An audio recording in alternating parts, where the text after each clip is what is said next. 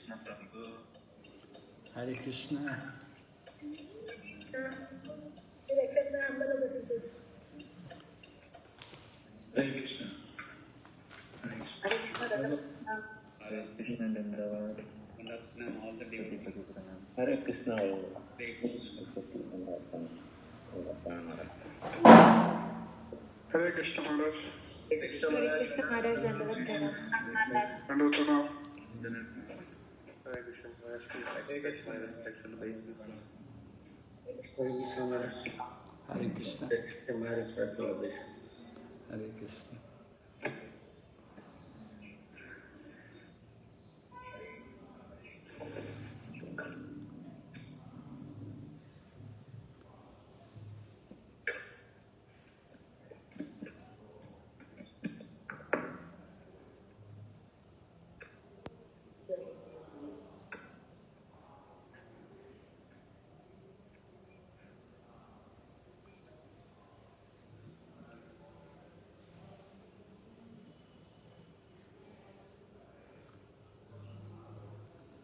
So can we begin, Prabhu?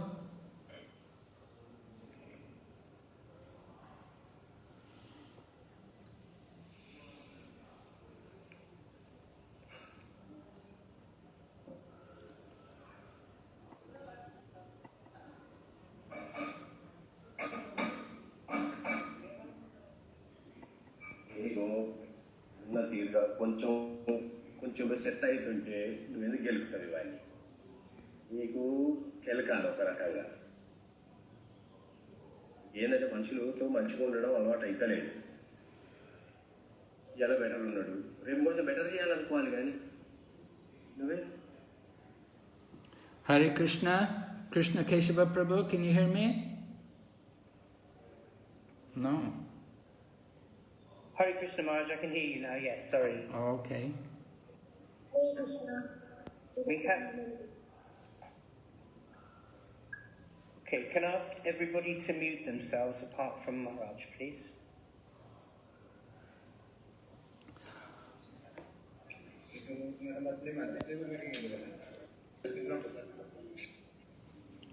Om Jnanatimirandasya Jnananjana Shalakaya Chaksuranmilitanyena Tasmai Shri Gurave Namaha Namo Vishnu Padaya Krishna Pristaya Bhutale Srimati Bhakti Vedanta Swami Niti Namane Namaste Saraswati Devi Gauravani Pracharine Nirvisesha Shanyavadi Paschatya Deshatarine Vanchakalpatarubhyascha Kripa Sindhu Bhayevacha Patitanam Pavanebhyo Vaishnavibhyo Namo Namaha Jai Shri Krishna Chaitanya Prabhu Nityananda Shri Advaita Gadadhar Srivasadi Gaur Bhaktavinda Hare Krishna, Krishna Krishna, Hare Hare, Hare Rama, Rama Rama, Hare Hare. So we welcome everyone to our third session on the Nectar of Instruction for the Bhakti Sastri course. In the last class, we introduced the different terms for the 6 items which are favorable and the 6 items which are unfavorable. So I expect all of you are familiar with these terms now, and I assume also you've read over the text. So we're going to look at some points. Let me switch into screen sharing. Oh, you have to make me a co-host, Prabhu.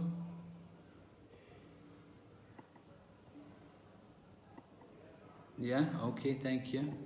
Okay. Desktop. Okay.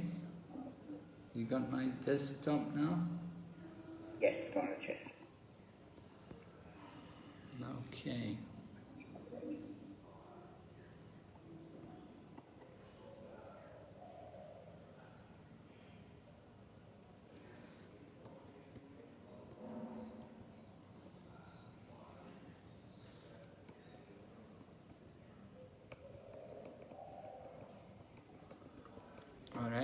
we covered the 6 favorable activities.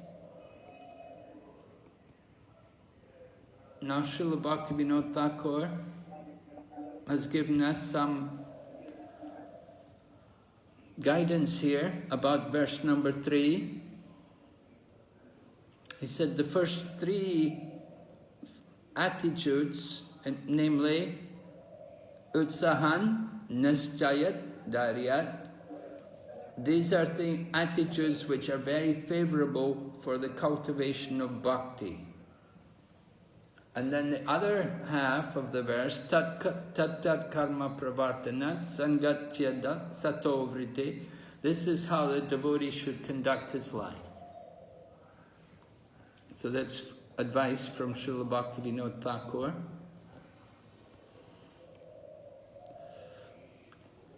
In the purport, Srila Prabhupada introduces a number of Sanskrit terms which all the students should be familiar with.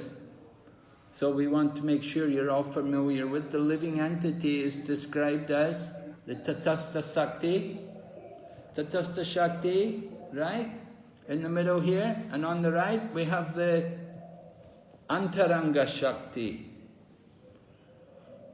Antaranga Shakti, meaning the spiritual energy. Living entity is the marginal potency of the Lord.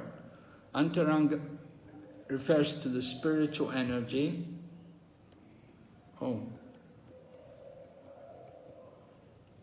And on the left, the material energy, Bahiranga Shakti.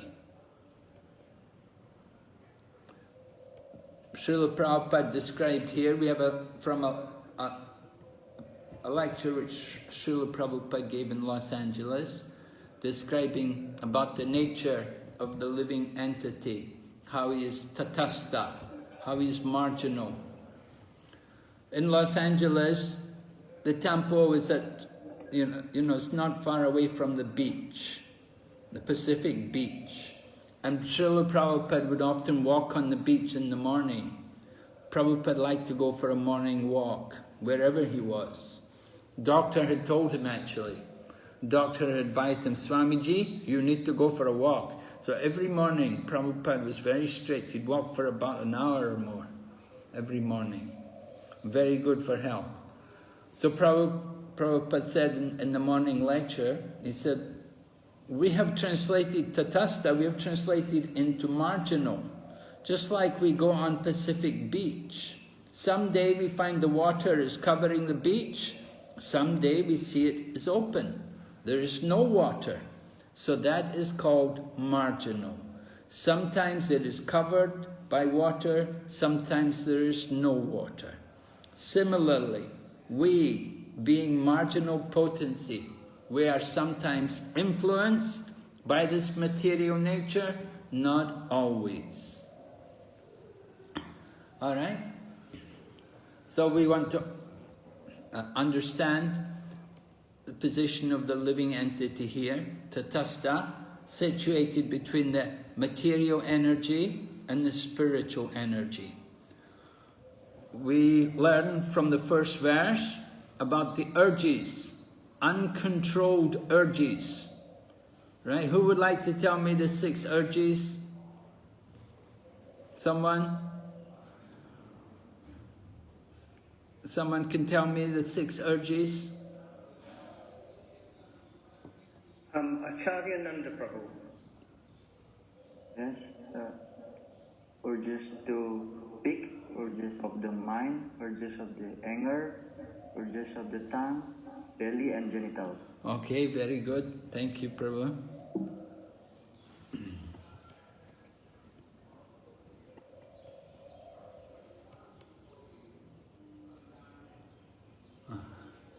What happened here?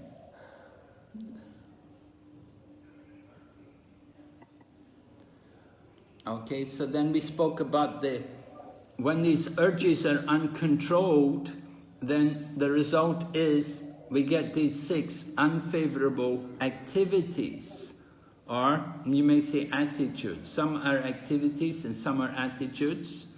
Can someone please tell us what are these 6 unfavorable activities or attitudes described in text number 2?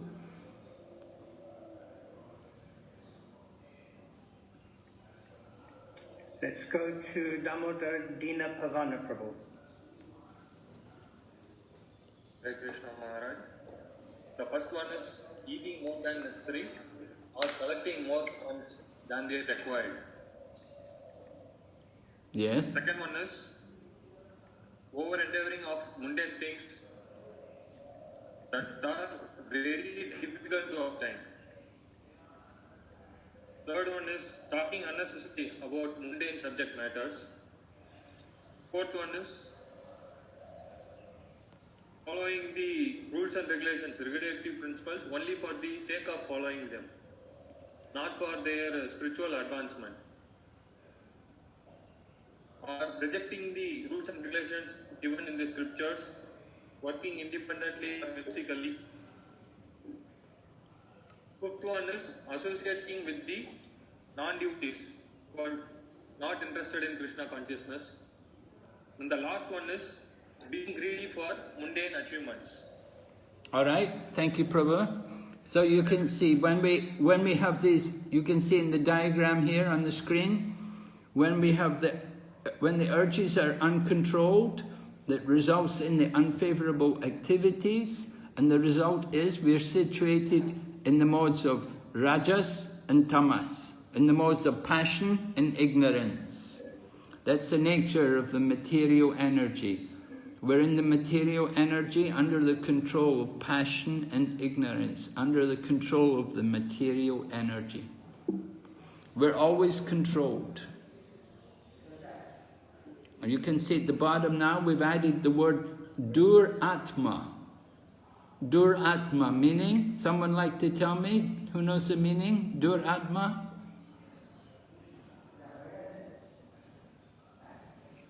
Chidananda Nimai Prabhu. Maharaj, this is means unfortunate soul. An unfortunate soul. Okay. Yeah. Unfortunate soul. Dur-atma, described here. We have a quote from Srila Prabhupada, from the purport. Such mentally crippled Duratmas are put under the control of the Lord's external potency, Mahamaya, whose business is to subject them to the influence of threefold miseries. Yeah, Duratma means crooked soul, a fallen soul. Just the opposite of Mahatma. Mahatma is a great soul, a pure soul, pious soul. But Duratma, fallen soul, fallen, he's under the control of the material energy. And because he's under the control of the material energy, results in the threefold miseries. First of all, Adhyatmika klesha, miseries due to our body and mind. You can see in the picture, man is suffering. The mind can give us so much trouble. The body, so many parts, every part of the body can give us so much trouble, so much pain. To get pleasure from the body is so difficult, but to get misery is very easy. This body is made to give us misery. The body and the mind, they make our life miserable. But we're trying to enjoy. And then another kind of misery due to other living entities. Beside the terrorist, you have the miseries due to dogs, mosquitoes, miseries due to neighbors. So many different living entities can give us misery, make our life miserable. And then finally, the third one, miseries due to natural calamities, like earthquake, tsunami, famine, drought, flood, these things. All right, so this is the living entity when the urges are uncontrolled, then we come under the material energy. But if we contact the pure devotee, if we're fortunate, come in touch with a devotee and we start practicing Krishna consciousness, then we get the seed of bhakti, right? Bhakti lata bij, the seed of devotion, planted in the heart. And then, under the direction of the devotees, then we begin to control the urges. Urges are controlled by Krishna consciousness. You can see at the top of the diagram, urges are controlled by Krishna consciousness. And when the urges are controlled, then the unfavorable activities and attitudes are avoided. And instead we cultivate the favorable activities and the favorable attitude. And when we do that, then that situates us under the spiritual energy, under the Antaranga Shakti. And when we're situated under the Antaranga Shakti, then devotee becomes a Mahatma. You see, we added the word Mahatma at the top right-hand corner. Mahatma. It's under this. Krishna says in the Bhagavad Gita, Mahatmanas tamam partha daivim prakritim ashrita. The great souls are under the protection of the divine energy. So divine energy is the Antaranga Shakti, the spiritual energy.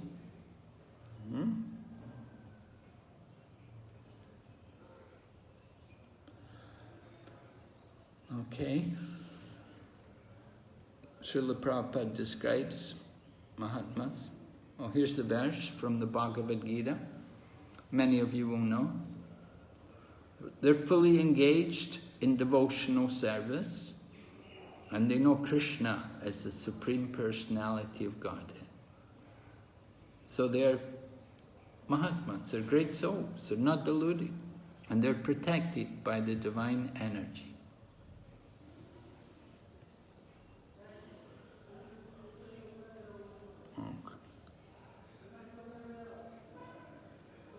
You can see on the right we've put also Sattva Gun, the mode of goodness. The Mahatmas are in the mode of goodness, or pure goodness even. We've added also from the Bhagavad Gita at the top, under the 6 urges controlled by Krishna consciousness, what is night for all being is the time of awakening for the self-controlled. And at the bottom, and the time of awakening for all beings is night for the introspective sage. And so, they're opposites, the Mahatma and the Duratma, or the devotee and the non-devotee, or the sense enjoyer, the Duratmas. They're materialists, they're sense enjoyers. So they're in the mode of passion and ignorance, and the devotee is situated in the mode of goodness. Prabhupada explains in the purport, one must promote himself to the platform of goodness, sattva gun, by following the instructions of Rupa Goswami. Then everything concerning how to make future progress will be revealed. Right? So we have to follow the instructions, that's the point. Then come up to the mode of goodness. And from the mode of goodness, then we can transcend.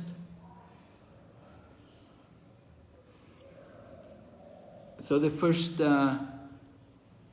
obstacle, the unwanted activity or attitude which we want to avoid is atyahara. Overeating or over-collecting. The whole world is affected by it. We quote here, from the purport, religion entails understanding the laws of God, because the proper execution of these laws ultimately leads one out of material entanglement.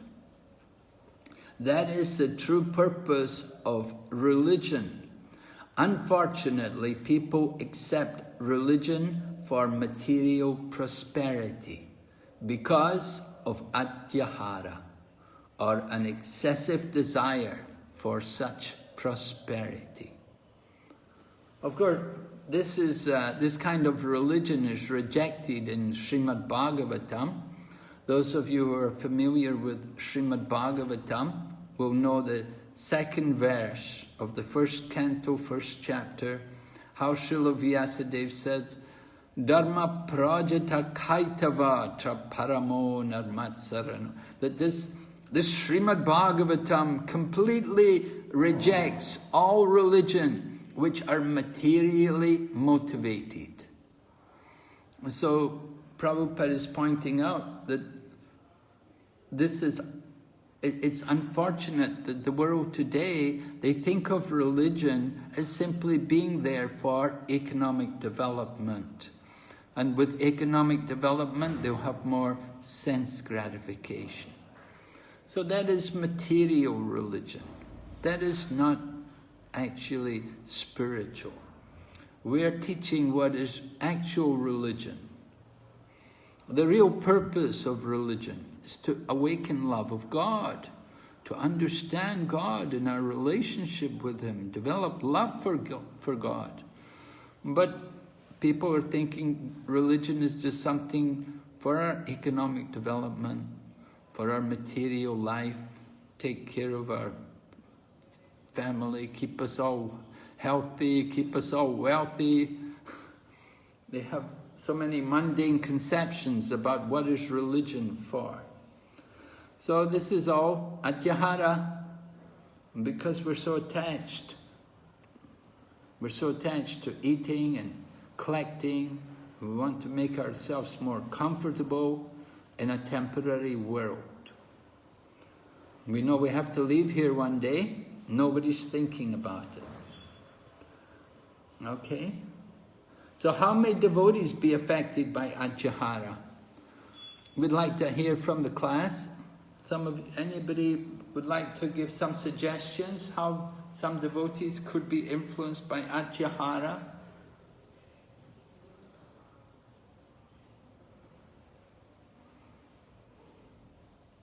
I'm sure none of you could be influenced by atyahara.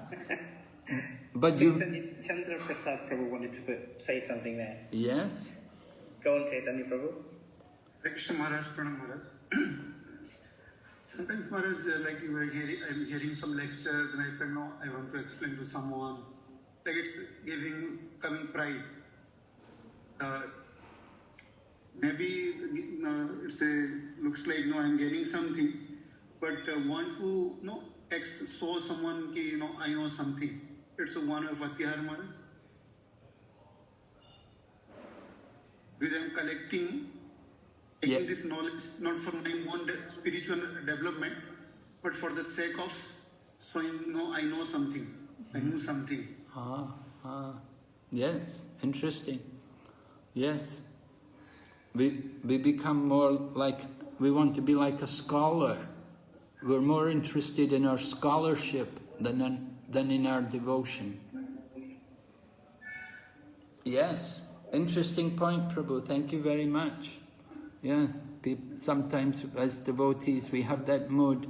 We just want to show that we know something rather than actually feel something. Can we go to Murli Govinda Prabhu? Dandavat Maharaj. See, like we being devotees, sometimes we show over-enthusiasm about many things, like even just like Prabhuji has shared about preaching activity and gaining this knowledge, too much of knowledge, will it be really useful for teaching activity or even self-realization. I have that apprehension, Maharaj. Okay.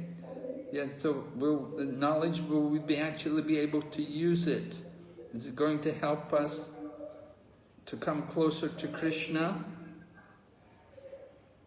It's a similar point to the point which was made first.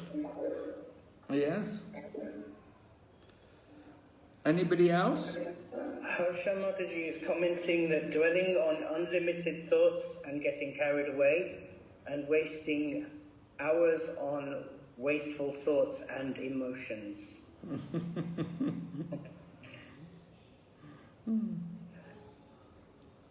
Yeah, I think we could all be guilty of that. Yeah. And Jagai Nitai Prabhu.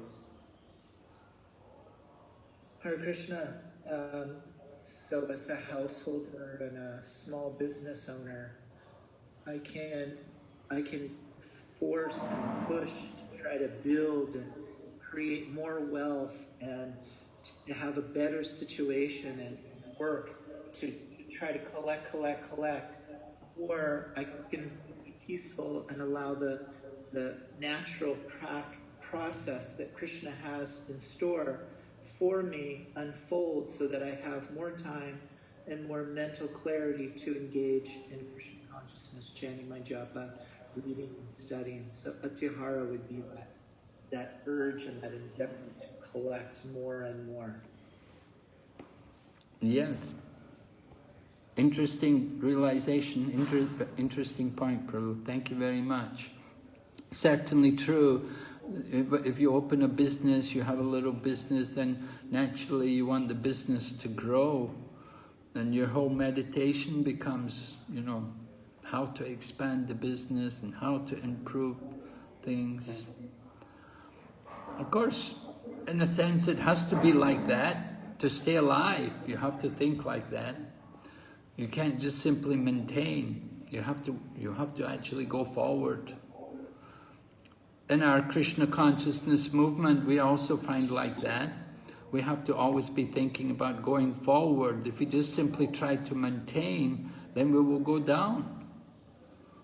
So, we always have to think how to get new devotees, because you're going to lose some devotees.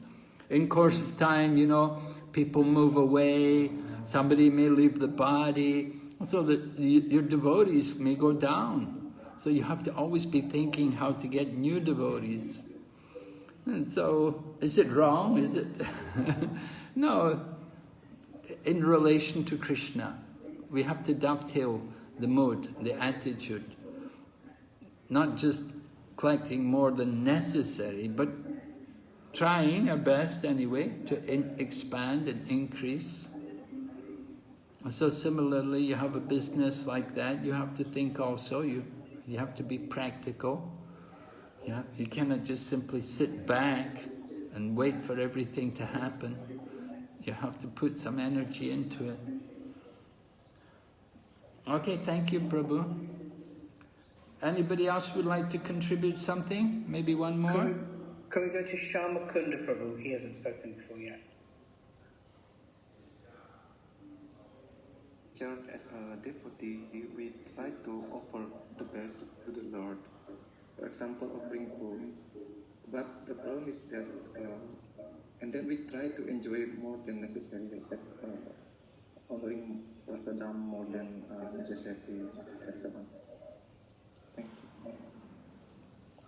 Okay. Honoring prasadam more than maybe we need? Yeah. You had a big feast. Naturally, there's a big feast. Prasadam will be opulent. We're expected to take more. To prepare ourselves for that also, you have the fast. Like a couple of days back, Srila Prabhupada's festival, we fasted in the morning. So when you come for lunch, you're ready to eat. And so you can eat more and take more than we usually take. Okay, thank you very much. We'll go ahead. certainly we can be affected by atyahara as devotees. Therefore, here is Rupa Goswami's definition. Right? I think many of you may know this verse also.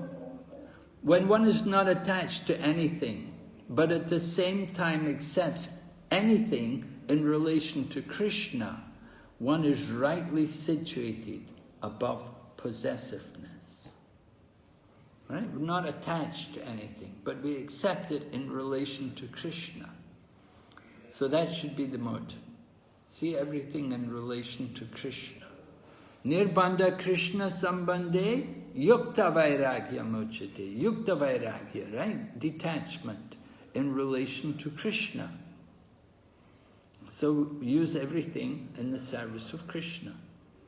And that is above, that is not being possessive, if we're using it in Krishna consciousness.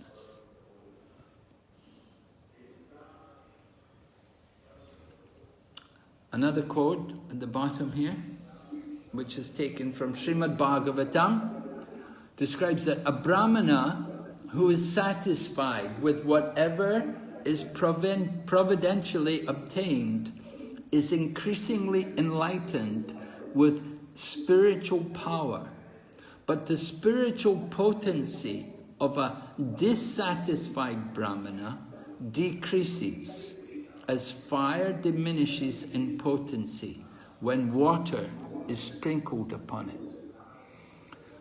So we see the importance of being satisfied, one of the qualities of a Brahmana. And a Brahmana, of course, is the symbol of the mode of goodness. So if we want to cultivate the mode of goodness, we want to have that mode of being satisfied. Maharaj, you have a couple of questions. Would you take a couple of questions at this point? All right. If there... let's go first to Murali Govinda Prabhu. Yes, Prabhu. Pranam Maharaj. Recently, one of our senior God brothers, he shared with me that why you are going to Bhakti Sastri and you will be spending a lot of time on reading the books, on understanding the books, attending the classes and all. It is just that you can focus on more of reading the books of Prabhupada and doing more service to the devotees. How do we understand Maharaj on this issue? How do we respond to that? Yes, Maharaj. Well, you have to explain to the devotee that your purpose in studying the Bhakti Sastri is to facilitate your service to the devotees. That after you study Bhakti Sastri, then you can go and teach more. You can teach what you've learned in the Bhakti Sastri. You may even go on and become a teacher yourself of the Bhakti Sastri. As Srila Prabhupada wanted that devotees would take part in these kind of classes. He wanted that we would study Bhakti Sastri and Bhakti Vaibhav, Bhakti Vedanta like that. Way back in the 1960s, Srila Prabhupada introduced Bhakti Sastri and had devotees write, answer questions, told them he would give them the Bhakti Sastri certificate. And so your purpose in studying is to improve your mode, your qualification as a devotee preacher. It's important. You're also showing an example to others that you study Bhakti Sastri. They should also want to come and study. It's part of Srila Prabhupada's plan that the members of ISKCON should study. Now, often in the temple, you may give class in the temple, you find that, there's a few people, and some are interested and some are not interested. People don't often pay attention. But when you come to Bhakti Sastri, it's a very different mood. Devotees are much more serious. Everyone's come to study. It's a very intense, pure atmosphere. And it's very good for our Krishna consciousness. So you can answer to him like that. Explain to him how your purpose is for your service to Krishna. Thank you, Maharaj. Thank you so much. And what's We've got one more question from Sachinandana Prabhu. Hare Krishna, thank you for allowing me. Maharaj, regarding to this verse of Srimad Bhagavatam, I wanted to understand that what is the meaning of being satisfied with what is providentially provided. So, I mean, it is obvious that for anything one has to do some endeavor. For attaining anything, even if it's providentially, one has to do endeavor. One cannot just say that I'll sit and whatever is providentially provided will come to me on its own accord. One has to work in the material world. And simultaneously, being in any profession, one wish to excel with it. So he may have to increase his working hours, or he have to do some smart work so that in less time he manages to get more out of it. So what is the actual understanding of this being satisfied from whatever is providentially provided and simultaneously being staying in sattva-guna, not in tamo-guna of laziness? Yes, well, you say everyone has to make some effort to get something, but not everyone did. You know, Sudama Vipra, he didn't go and beg at all. He wouldn't beg. Of course, he was very poor. They had no food at home. But he had that, you know, that was his mood. And similarly, Madhavendra Puri, he wouldn't eat. He would only, somebody came and gave him food, he would eat. He would not beg. He didn't go and beg and ask people for food. If people came and gave him something, then only he would eat. And Krishna came, personally gave him. So, some people, they really surrender and they just simply depend on providence. Now, usually, however, a Brahmana is allowed to beg, so he can go and beg, and by providence, somebody may give and somebody may not give. He accepts whatever is the arrangement of providence. But he will not make extra endeavor to try to satisfy his material senses. He will simply accept whatever conditions he's placed in, according to his duties as a Brahmana. Right? He's the Brahmana. He's allowed to do certain things. He's allowed to teach, and he's allowed to study and worship, and he's allowed to beg, and he's allowed to give. He can do these things. So he will do his duty, and he will simply depend on whatever is the plan by the Supreme Lord. By the will of providence, he may be poor, just like Kolaveka Sridhar was very poor. He had some banana trees, and whatever kind of fruits he got from the banana trees and banana flowers and so on, he would sell them, and he would maintain his living. And whatever income he got, he always spent 50% to worship Mother Ganga. But he didn't, even when Chaitanya Mahaprabhu asked him to request something, he said, no, I'm happy, I'm satisfied, I don't need anything. Chaitanya Mahaprabhu knew he was very poor. His home was broken down and his cloth was very old and ragged. But Sridhar said, I'm happy, I'm satisfied, whatever I get, by the will of the Supreme Lord. So that is providence. That is how a Brahmin should be. That he should not be endeavoring just to get more wealth, just simply for his own comfort.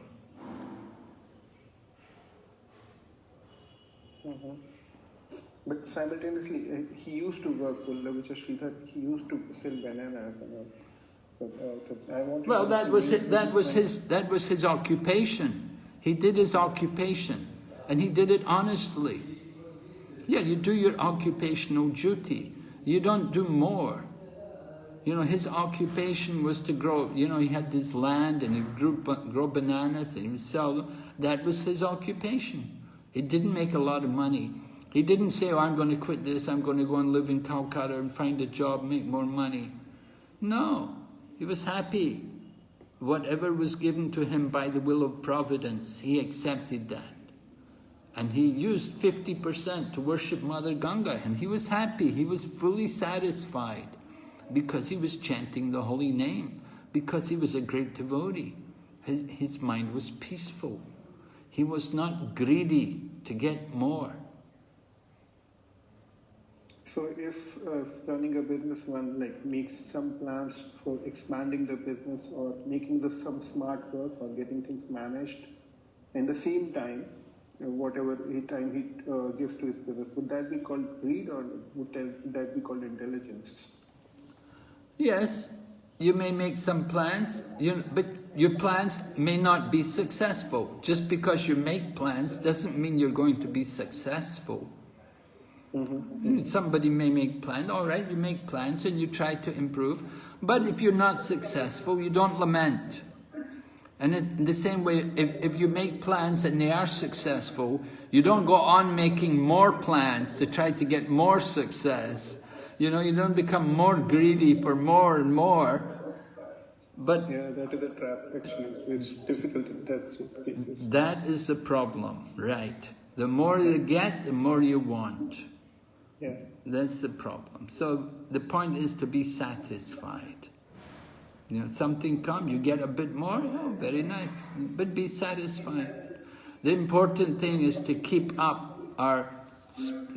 balance with our spiritual practice. We have to have some time to chant and to read. We have to have some balance, the material life and the spiritual life. Don't sacrifice the spiritual life just simply for the material. Okay, thank you. Thank you. Can I just add something to that conversation, Maharaj? Please. And you will come to this later on when you come to study Ishopanishad, is that our Shastra actually instructs us that there is actually a quota for each and every one of us. And no matter how much we may try to over-endeavor, we will only actually always achieve as much as our quota will actually allow. Those other endeavors may very well be successful if they're not within our given quota. Anyway, you come to this when you come to do Sri Upanishad, but I thought it was worth mentioning there because the point Maharaj made was very, very relevant there, that we can try and you know, endeavor to do various activities, but they may not always be successful. Just something to think about. It's in the first mantra of Ishopanishad. Okay, thank you, Prabhu. Very nice. Yes? Thank you. Thank you, Richard. Okay, we'll go ahead. Now talking about blasphemy of a Vaishnava, because we spoke about Prajalpa idle talk, and idle talk often deteriorates into this kind of thing, that it becomes blasphemy against a devotee. Because idle talk, generally we talk about people, and we talk about people, and we have our own opinions about this person and that person. Did you hear this? Did you know that? Yeah. So we mentioned here the 4 different kinds of blasphemy which may be done to a Vaishnava. Important to remember, if we blaspheme a Vaishnava for his or her apparent low birth or caste, right? That's aparad. Another one, if we blaspheme someone for previous sinful activities prior to one's surrender to Lord Krishna. Just like Jagai and Madhai. They became great devotees. But before they became devotees, they did a lot of sinful activities. So if somebody criticizes them, then that was an offense if you criticize.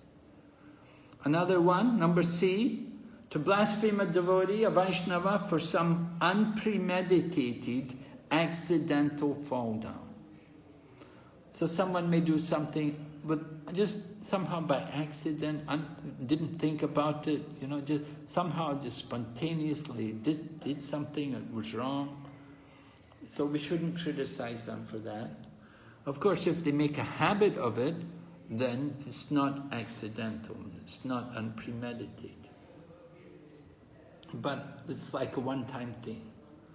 And finally, D, to blaspheme a Vaishnava for the last traces of his or her previous sins or faults that are almost rectified. So we become devotees, and before we were devotees, many of us had the habit of engaging in activities which were not religious, which were not pious, sinful activities. So sometimes these traces of these activities may still be within us. Take some time to remove them, and we shouldn't criticize someone who has almost got rid of the traces. Subtle, very subtle. You see, very careful. We have to be very careful. So talking about devotees is really not a good thing to do. You have to be very careful because it can easily run into an offense, which can cause disaster in our spiritual life. Okay? All right, now moving on to another quality which we're going to look at, niyamagraha. Right? Remember this? So we'll put here the definition, how there are two parts to this. Practicing, but only for the sake of following them, and not for spiritual advancement, or rejecting the rules and regulations, working independently or whimsically. So we're going to put you into groups here now, today. We're going to try a little group work, give you a chance to get to know each other a little better.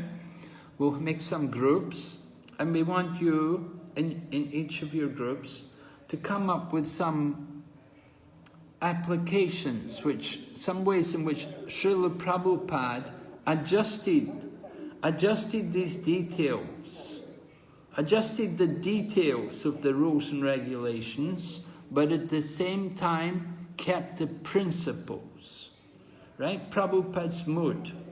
I put at the top of the slide, niyamagraha, Prabhupada's mood in adjusting details and maintaining principles. Principle would be like, I'm a vegetarian. A detail is, well, here's some Italian spaghetti, it's vegetarian. And do I have to eat Italian spaghetti? No, you could eat, chapati, or you can eat chapati, or you can eat idli and dosa like South Indian. So many different things are vegetarian. So these are details, what you eat. But the principle is to be vegetarian. So we want you to come up with some points, how Srila Prabhupada, as a founder Acharya of ISKCON, how he adjusted these details, but at the same time maintained principles. So Krishna Keshava Prabhu is going to put you all into groups.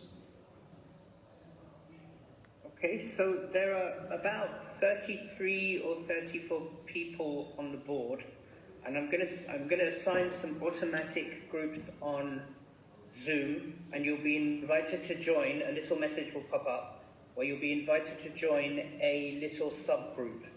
Please join the subgroup that you are invited to join, and that will take you out of the main session and into a private little Zoom session of your own. You don't need to disconnect, you don't need to do anything else. Just accept the invitation to join that room or join the room. And there you'll be put with other people in your class. Now you'll all be mixed up because there's several different people in this group. I don't know where you are, I don't know very much about you. So you're going to have to use this opportunity to get to know each other and talk about this subject of Niyamagraha. We'll give you 10 minutes to talk about this subject, and then I will visit each room. Maybe Maharaj will be able to visit each room too, to see how you're getting on. and then we will come back into this room after 10 minutes, and you can feed back your realizations on this topic of Niyamagraha. Is that clear to everybody?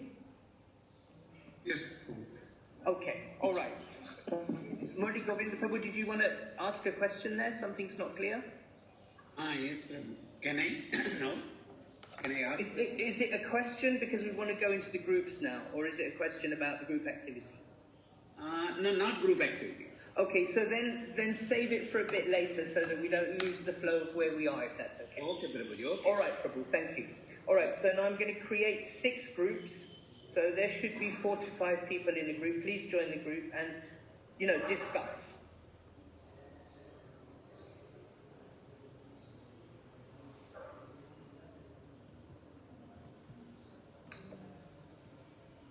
So that's it. Somewhere on your screen you will see an invitation.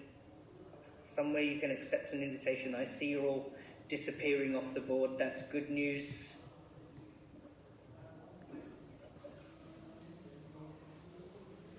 Okay, good.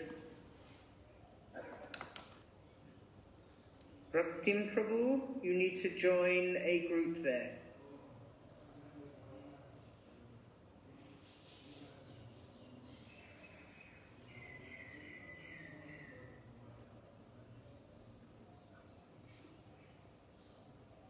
Okay, that's good. Everybody's joined.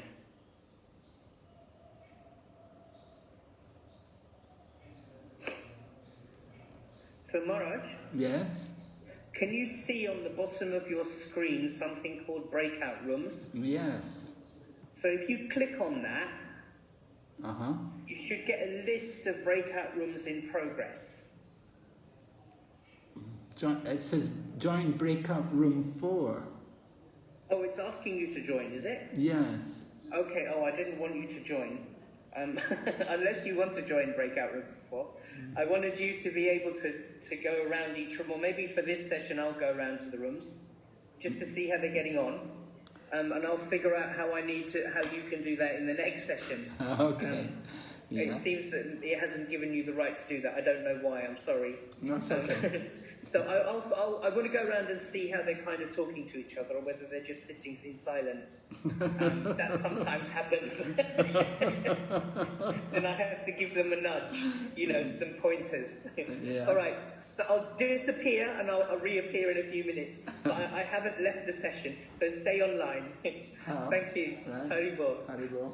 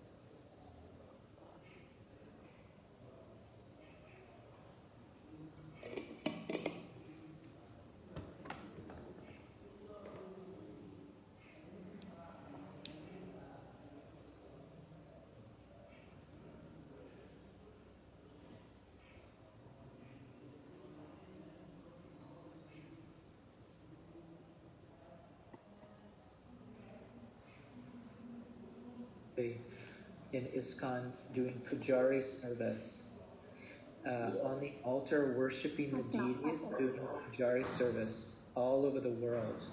That is something that was not common before Prabhupada. So Prabhupada made some adjustment to the rules, and now we have beautiful, beautiful deities, beautiful outfits, beautiful worship, all with this wonderful ladies all over the world engaged in this service. So that's my contribution to the thought of Niyamagraha. Maharaj has joined us. Yes, Hare Krishna. Hare Krishna. Another, maybe I can give an example from another point. Yes, It's sir. like we know all Prabhupada gave us 16 rounds daily, chanting minimum. We know that from Bhakti Siddhanta also mentioned. I mean that standard even when Bhakti Siddhanta time, it's very hard, 64 minimum round. So most of the devotees at the time, especially people or devotees outside the Vedic culture, also like me in Indonesia or in Western, they cannot follow the 64 round. It's very difficult. So then Prabhupada make less into half 32 round, but still some devotees cannot follow. Then again Prabhupada have to decrease the standard to 16 round. Then now we have 16 round, but the principle that Maharaj just now mentioned about the Prabhupada adjusting, but in the principle still maintain. Chant the holy name is the principle, and the prescribed number reduced by Prabhupada is some adjustment for us in Kali Yuga Krishna. And also another things, in one class Prabhupada mentioned about the standard of how sannyas is forbidden to riding a motorcycle. Yes, something traveling with the vehicle, something like that. So modern is taken. This airplane to travel around the world. So that's a different. Well, that was very nice. Yes, you're correct. What do you think, Maharaj? Yeah, very good points. Yeah, very nice. And, you've got the idea. You have some thought? Yeah, I just had two thoughts. One thought which came into my mind was, I remember in one class with Prabhupada, he concluded the class by saying that you should be 100% Krishna conscious to go back home, back to Godhead, right? And then he gets up and he starts walking down, and then he says 90%, then you can go back. Then he walks a little bit more further, he says 80%. And then he puts on his shoes, and finally he looks at everybody's like this so lost, and like 80%, my God, how is that going to happen? And finally he regally tosses his shawl and says, even 70%, it's okay, and he walks off. So I thought that was a nice example for how the principle, he just slightly adjusted the principle so that all of us can have a chance to go back home, back to Godhead. So I thought that's a nice thing. Jayapataka Maharaj tells that story. Thank you for reminding us of such a beautiful story. And Leela Madhuri Mataji, you have some thought you want to put towards this? Yes, Prabhu. Two things which have come in my mind are accepting to send the beads through postal, and he used to chant one round in the beads, and he used to send the name of the disciple through email. So the principle is accepting disciples, that means spreading Krishna consciousness. But Prabhupada used all the technology to spread Krishna consciousness. I have heard some of his disciples not even met Prabhupada, but they have taken his instructions seriously, and they are still following the instructions whatever Prabhupada has given. That is one thing. And one more thing is, whatever ingredients Prabhupada had in America, when he was giving initiation first time for the 11 disciples. It was first time he was giving initiation. Principle is spreading Krishna consciousness again, accepting disciples, because he has to have disciples so that he can follow the instructions given by his guru. That is spreading Krishna consciousness in the Western countries. So he could adjust everything there. Finally, he accepted, and he did not give any instructions for his disciples. That means following the four regulated principles and all those things initially. He just accepted them, then he made them to follow everything. These are the two things came in my mind too. Yes. Thank you, Mata. That was very nice. Thank you. Maharaj, do you have some comment on these points these fine devotees gave? No, very nice. Very interesting to hear devotees' realization. Thank you very much. Thank you, Maharaj.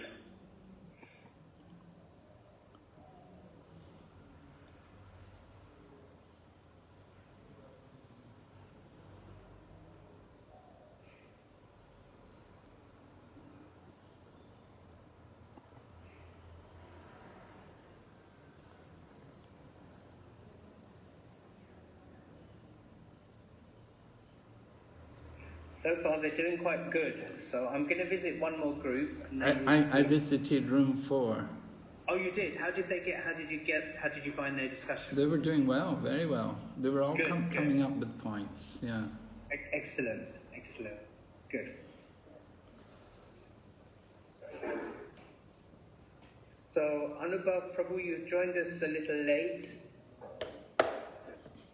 Can you turn your audio on, Anubhav Prabhu? I'm going to see room 1 and room maybe 2. Let's see room 1.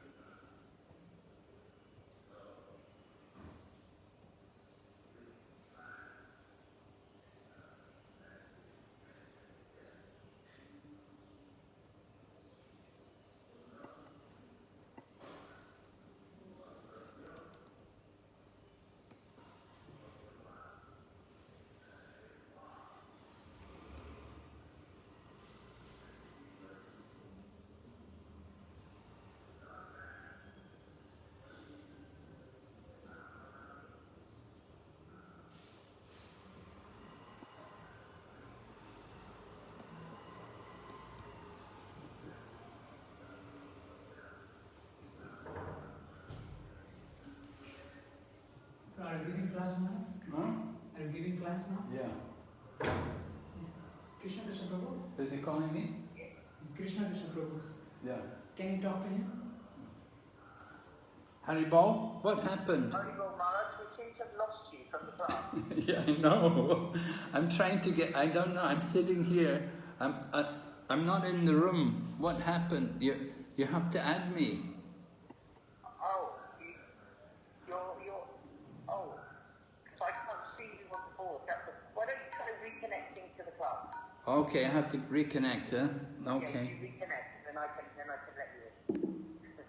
So I have to go back to the Zoom, is it? Please, yeah. You go back to the Zoom. Sorry about that. I was wondering if it's not. I was sitting here, I was also wondering, what am I going to do? My goodness.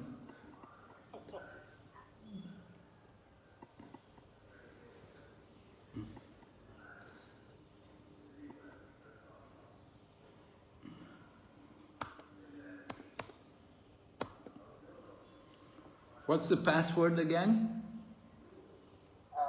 Yes. Oh, hold on. 1008 0. It's 100801. 01. Thank you. Okay. Thank you, brother. Yeah, Prabhu is connected. Yeah, it's connected now.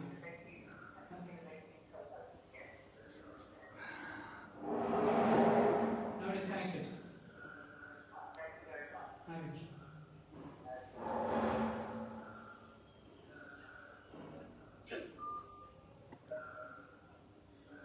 Okay, Maharaj is back with us. Just waiting for his audio to reconnect, I think. Okay. No, Maharaj, can you unmute yourself? Yes. There we go. Thank you. Okay. So should we have feedback from the groups? Yes, I think so. I heard some interesting conversations going on, so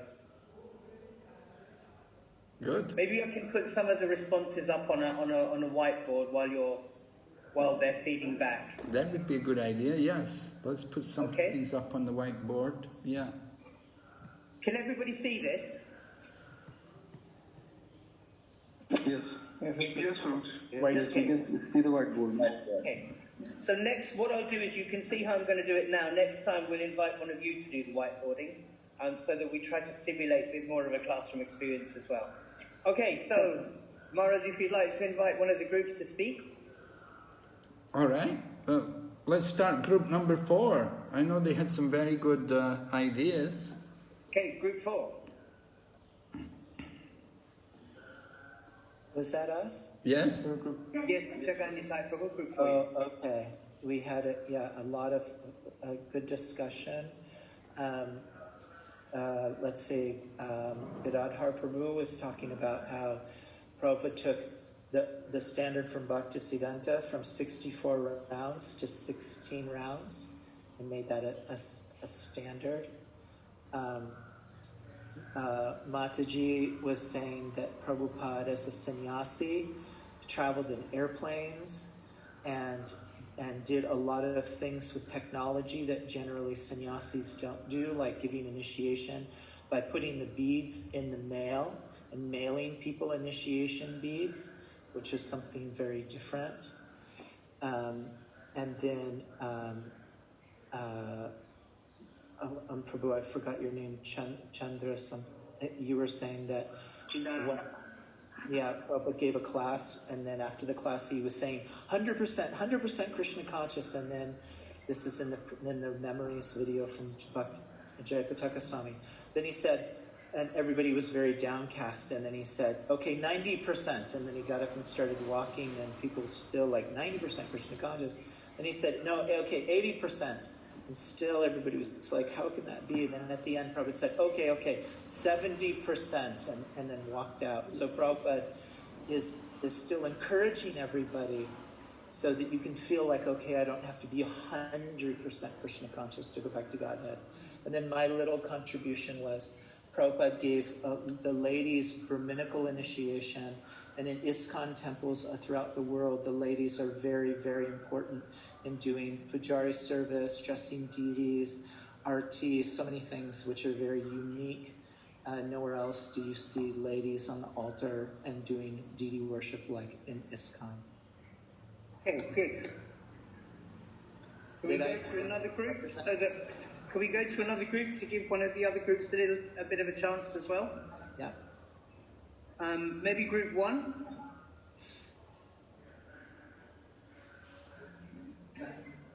Who's in group 1? Raktim Prabhu can speak, he was taking notes. Okay, Raktim Prabhu? Yes, Prabhuji, Hare Krishna. Hare Krishna. So there are many points that were similar with the previous group. Like we discussed how Prabhupada reduced the rounds. One new point would be how Prabhupada's restriction of food items compared to how in Gauriya Math so many foods were restricted, lots of high standard, and Prabhupada was flexible with the food, what devotees could eat in Ekadashis also, and then we discussed giving initiation to Mataji's. Deity worship was another point. Prabhupada's high standard he maintained on rules and regulation of deity worship. And then Prabhupada using his intelligence in preaching. That was one point. His quality to compromise. And the last point was demigod worship. How many people in India have different ideas, and they're so distracted and deviated from the real knowledge. Prabhupada made it very clear that Krishna is the Supreme Personality and stressed upon only worshipping on to Krishna. That will also cover the demigods, and they will be happy. That's all we covered. Okay, good. Anybody, and one of the other groups maybe?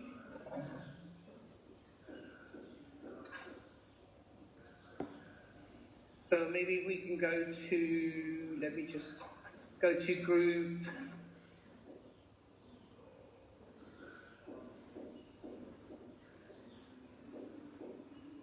Group 5.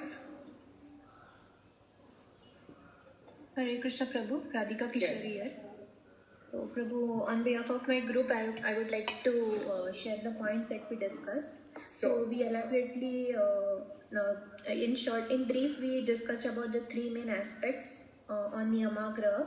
One was chanting, one was food, prasadam, and one was on Mataji's. So some points are similar to whatever was discussed in the previous group. 64 rounds were recommended, and Srila Prabhupada got it to 16 rounds. Then Srila Prabhupada, other 2 points that I would like to add here are Prabhupada always recommended that we should chant in Brahma Muhurta, but at the same time he was practical enough. If anyone has services in morning, he would allow them to chant in day. He would say that doing service is also important, so he was practical in that way. And same also one another incident was someone always asked Prabhupada,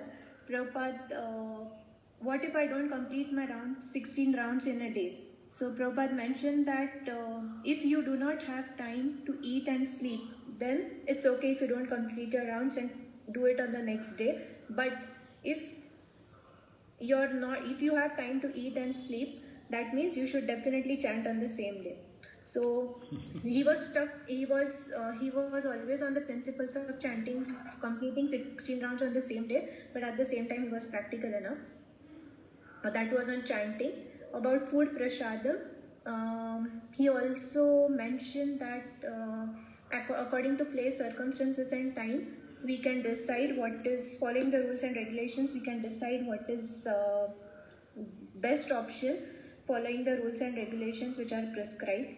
Also, one example which we discussed was about Prabhupada's disciple Shrutakirti Prabhu, who mentioned that once during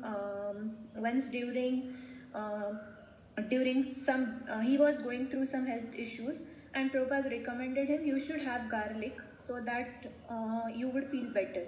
But Shrutakirti Prabhu hesitated and said, Prabhupada, no. Prabhupada said, I am saying you have it, you should have it. So Prabhupada said, if you are using your health and your body for Krishna consciousness, and sometimes you have to have something, then it's okay. But you should also stick to the principles that are being given by me, only because Prabhupada said he had it, otherwise he would never have it. At the same time, the second point that we discussed about prasadam was fasting. When there are special occasions when we fast on Ekadashis and other festivals, so Prabhupada recommended that we should prioritize on our health also with respect to fasting. Health is most important. So and if you have services, it's okay if you consume Ekadashi Prasadam on the festival days instead of doing Nirjala. So that is what he recommended. So he was practical enough. Also at the same time, he also mentioned if you are above 60 and if your body doesn't allow you to fast, you should consume Ekadashi Prasadam. It's okay if you don't do Nirjala. That was some practical thing that Prabhupada recommended. Then he attracted everyone by prasadam, that is what we discussed. And ISKCON gulab jamuns were like the bullets, that is what some Prabhu mentioned. And yeah, so he started Food for Life. Knowing that at the same time, like many people suffer because of poverty and no food. So he mentioned that food is very important aspect and it can attract many people. So he always recommended focused on the quality of the prasadam, and at the same time he also mentioned that devotees inside and out as well as people outside should be taken care with the food standards. That is what we discussed. And the third aspect that we discussed was Mataji's. Okay, very good. All right, let's. All right, what we better do then is better stop there, otherwise we'll run out of time. I'm sorry you didn't all get to speak there. So let's hand back over to Maharaj, otherwise we will run out of time as well. All right, thank you very much. Very nice to see everyone's contribution there. A lot of thought went into all of these things. Very nice. Let me see, I think I want to share the screen, right? Yeah. I'll just share the screen and then we'll go back to that PowerPoint. Okay. Slideshow.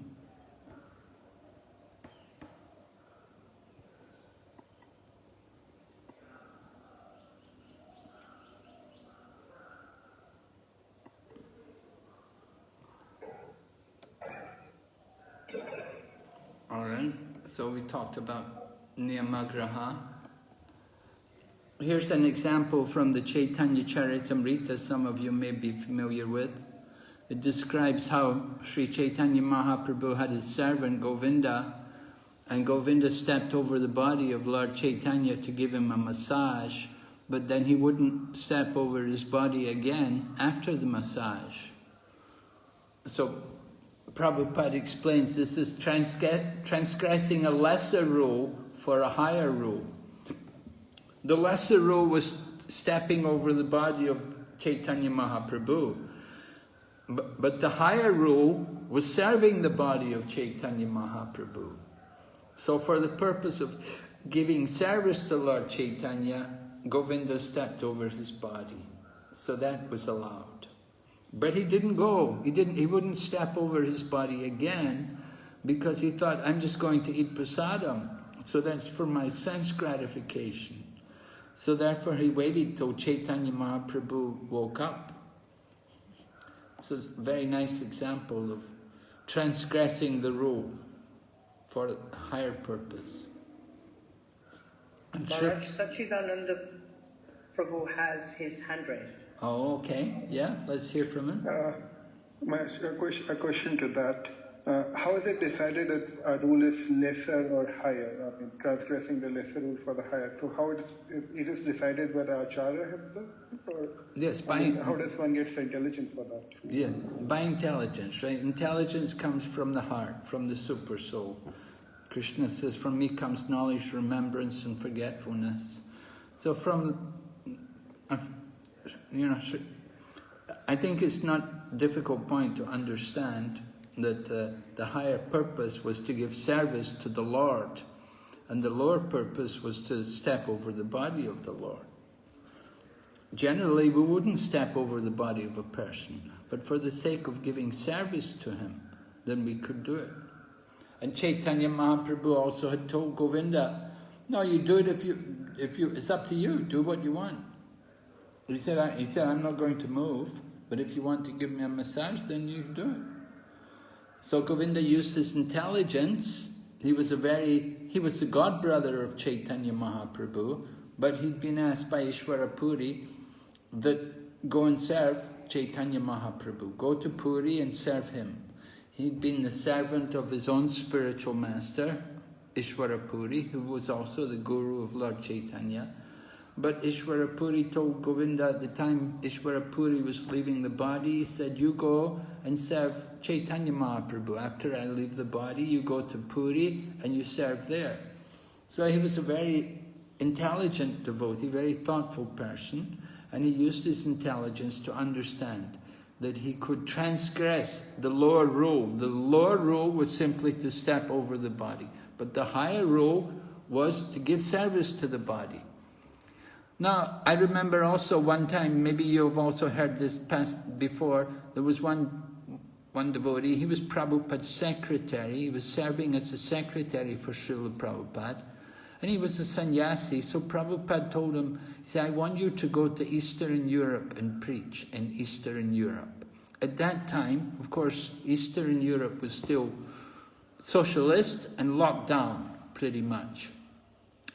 So the devotee said to Prabhupada, he said, Prabhupada, I can't go there though, they all eat meat there, there's no vegetables there in the winter. How can I go there?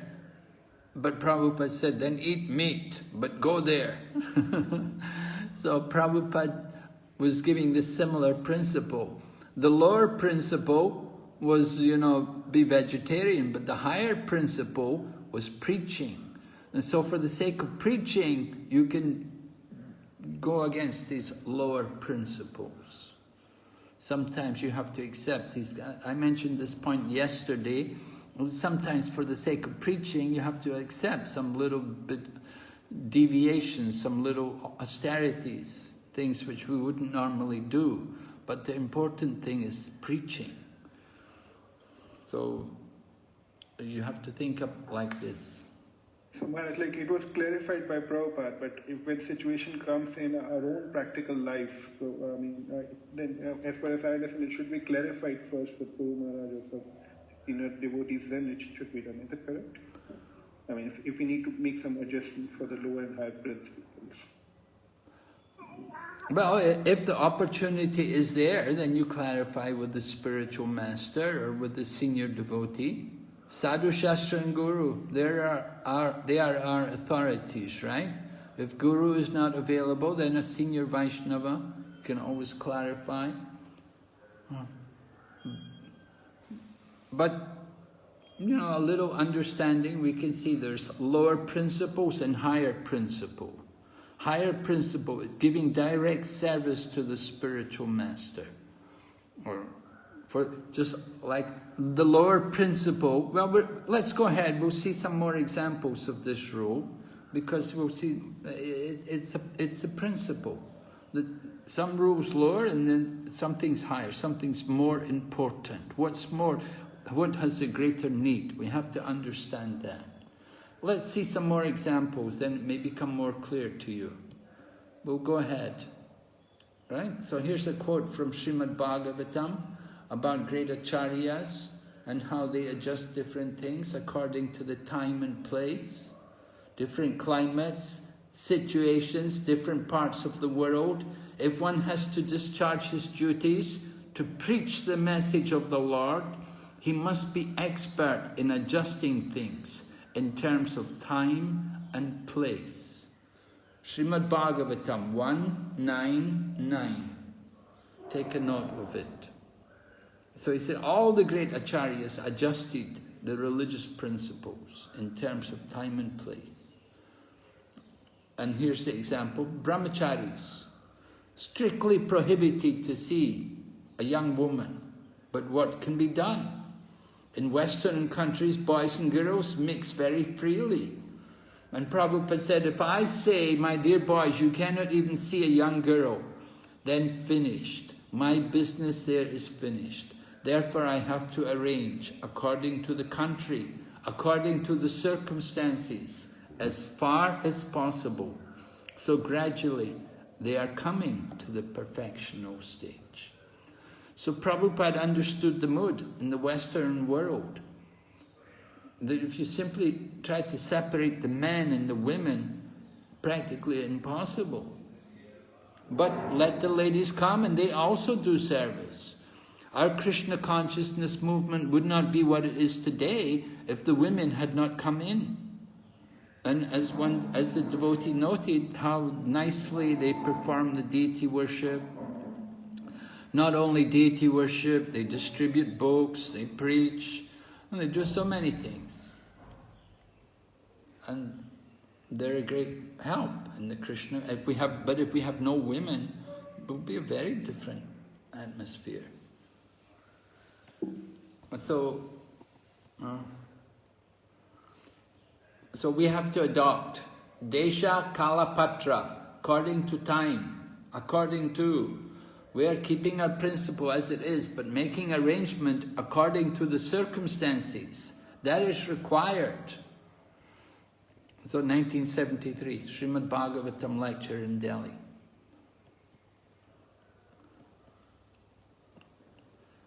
A preacher must strictly follow rules and regulations laid down in Shastra, yet at the same time devise a means by which the preaching work to reclaim the fallen may go on with full force.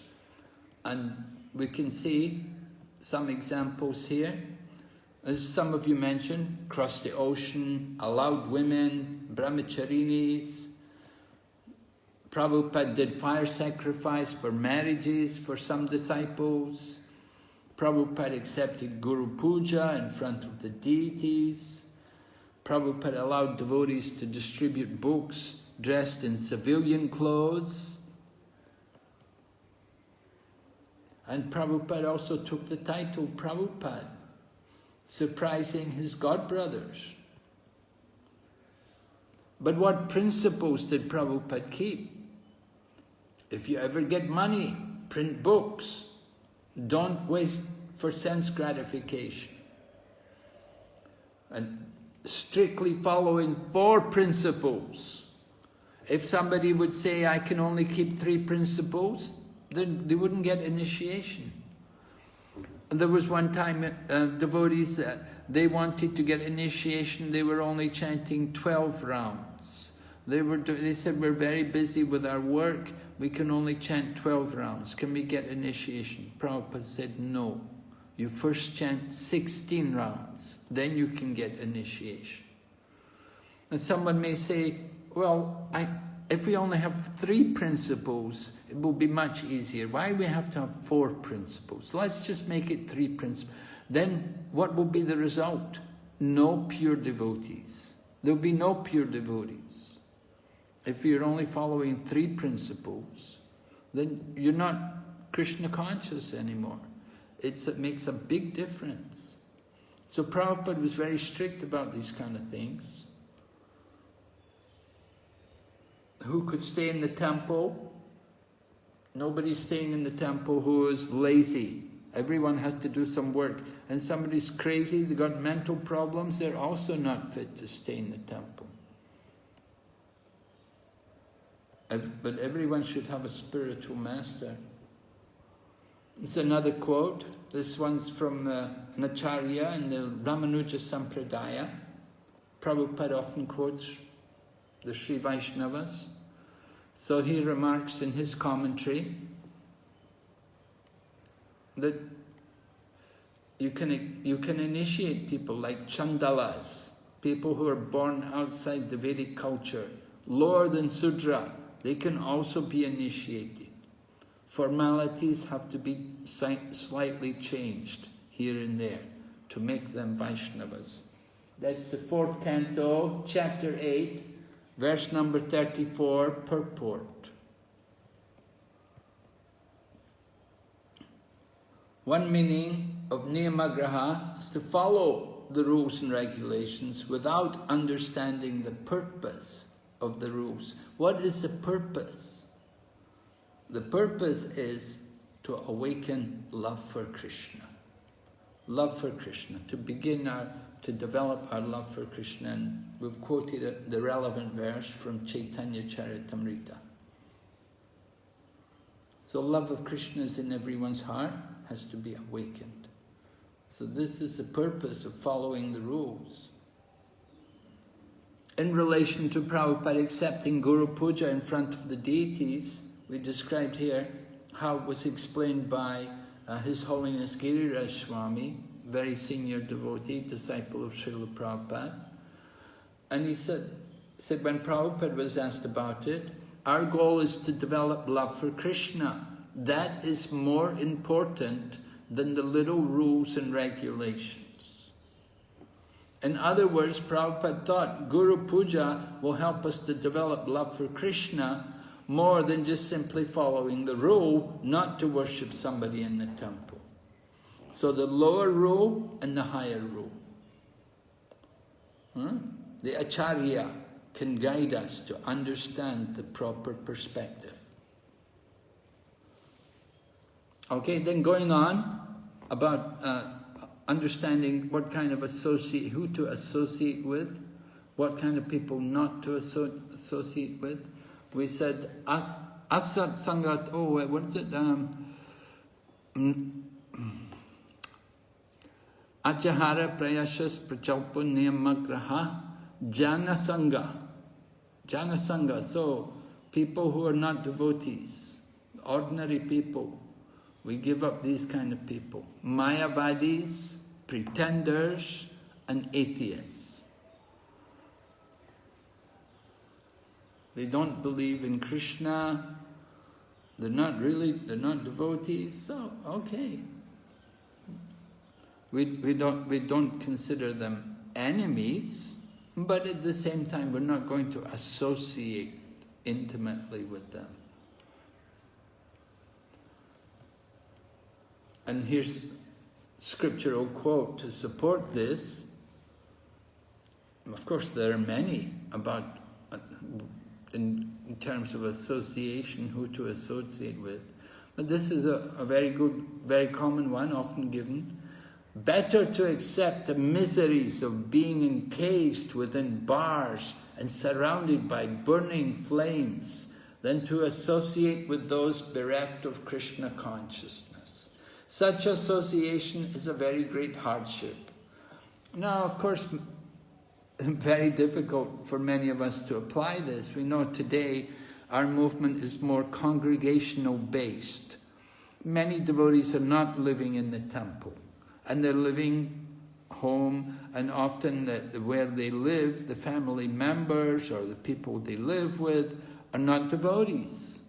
So how to do it? How to adjust it? What can be done?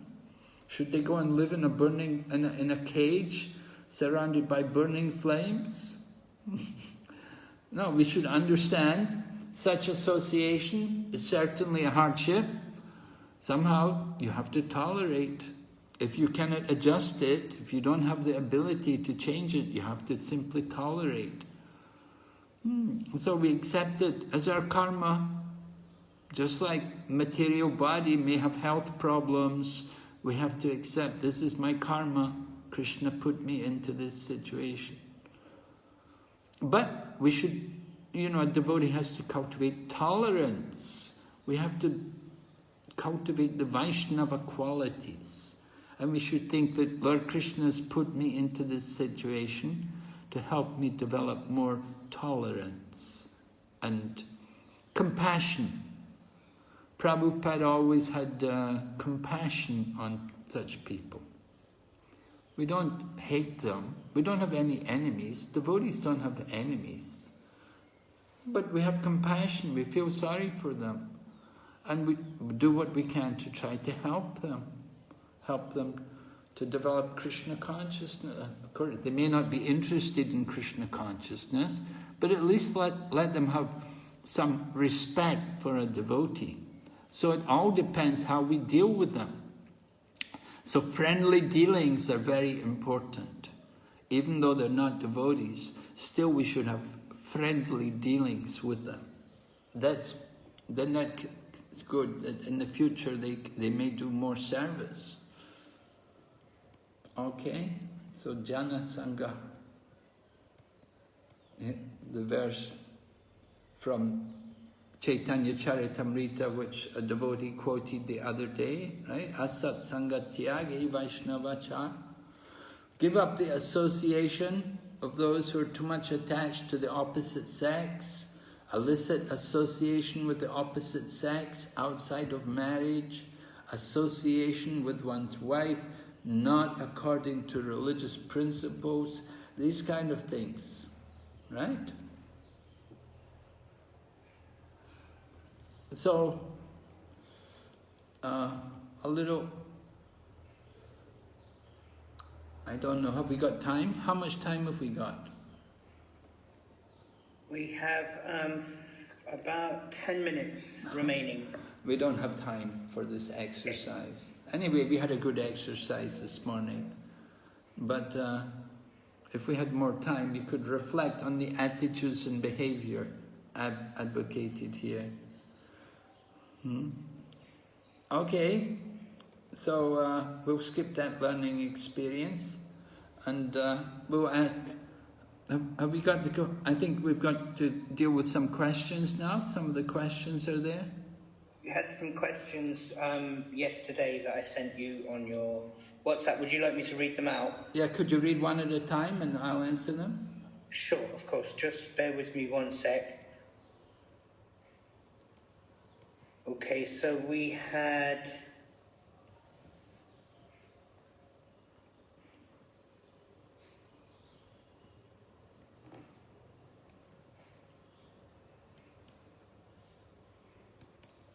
yesterday, yes. Can we accept food, prasadam, in the Sri Vaishnav temples, especially in South India, like the Udupi Krishna temple?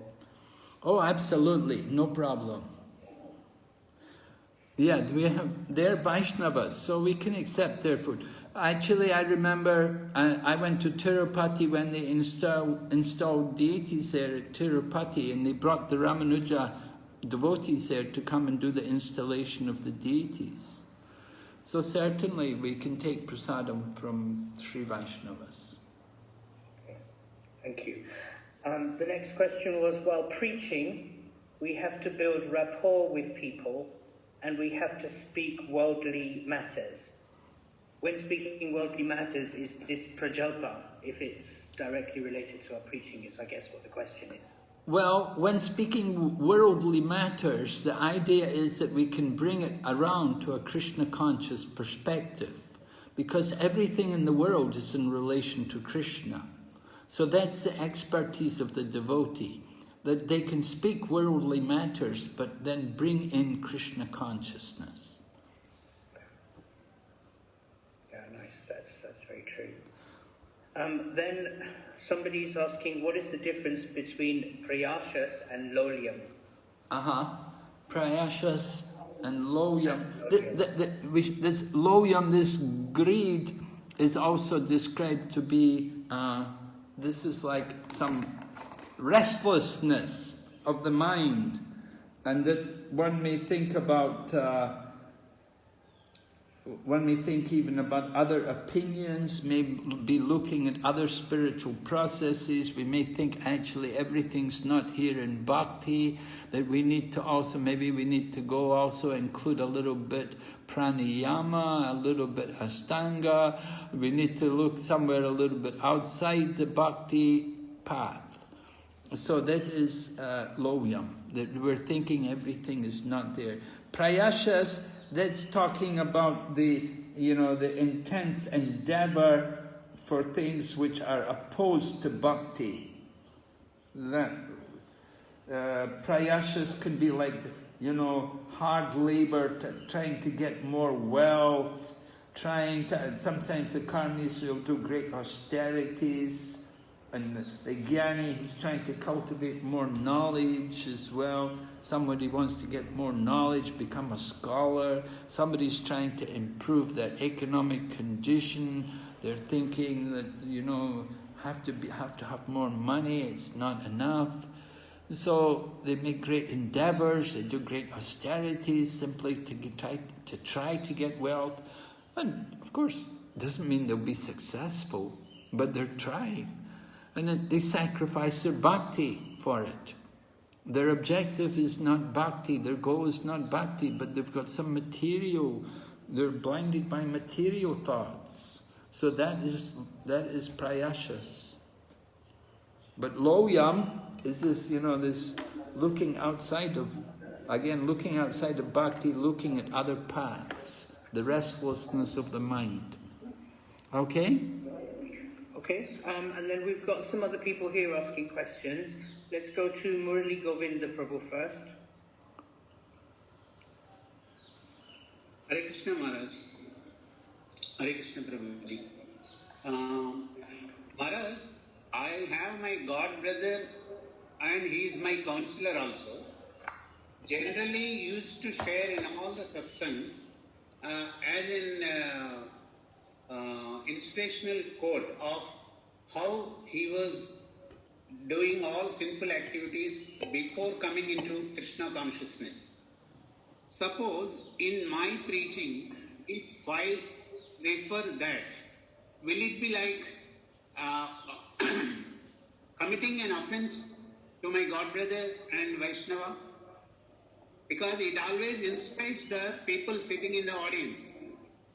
Like how he was earlier, after coming to Krishna consciousness, what is the transformation that took place in him, and how he has become a good devotee, and he is serving the devotee community. Yes, I would be a bit cautious about talking things like that. It may be taken the wrong way. You definitely want to be careful about bringing up a person's past, even though you're reflecting that now look at him, he's so great. But if you simply say there are people who before become, but you don't need to mention names, you don't need to point to people. But if you refer to a person, to a particular individual, it's not very nice.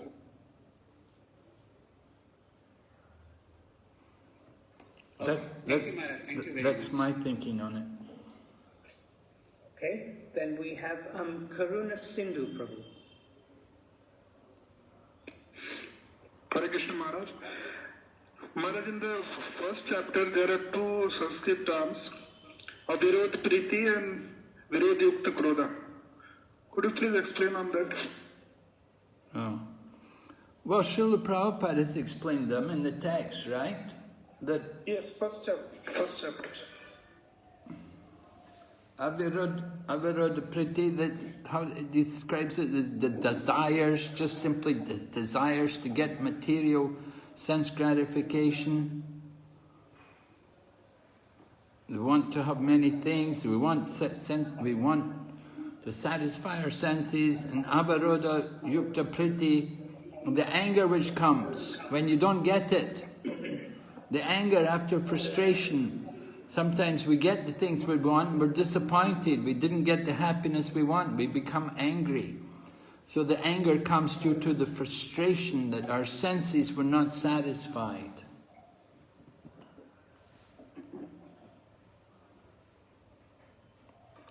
So that's how Srila Prabhupada, that's how Srila Prabhupada explained it. I haven't seen the term used any other place except in Nectar of Instruction.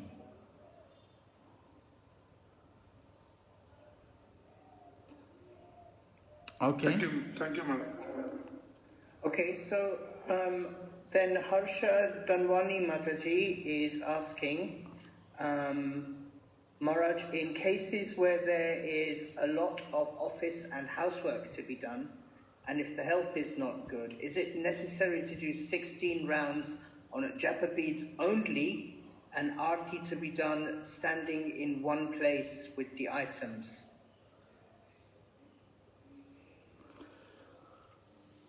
Well, you mean 16 rounds? You may like to use a clicker? You mean another device rather than japa beads, is it?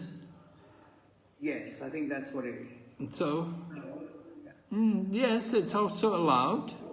Some devotees, they do like that. They will chant some rounds on their, mechanical device. Not so convenient to always take your beads or have your beads with you to chant, but you can use a device, clicker we often call it, right? Use a clicker to chant your rounds. When I'm in London and I go to the office, then I take a clicker because it's not a great place to have my chanting beads, because there are people in the office who eat meat and touch different surfaces, and I don't want to leave my beads lying around, for example. Yeah, right. Yeah, and some people even they will stick a tulsi on the clicker, so that you can do like that, so that when you touch the clicker, you're touching tulsi, rather than a metal clicker. Yes. And the other point is about do you have to stand in one place to do arti? Yes. Well, I don't know what your program is. Arti, it's not compulsory that you have to do arti. It's nice that you're doing it. We don't see that, that you have to do an arti every day.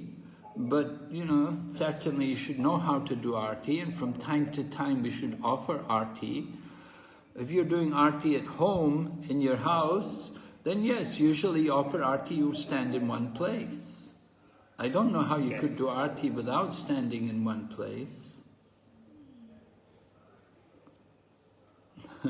I'm a bit puzzled. How are you going to do it? Are you going to do it on the run, on the move? A mental arti?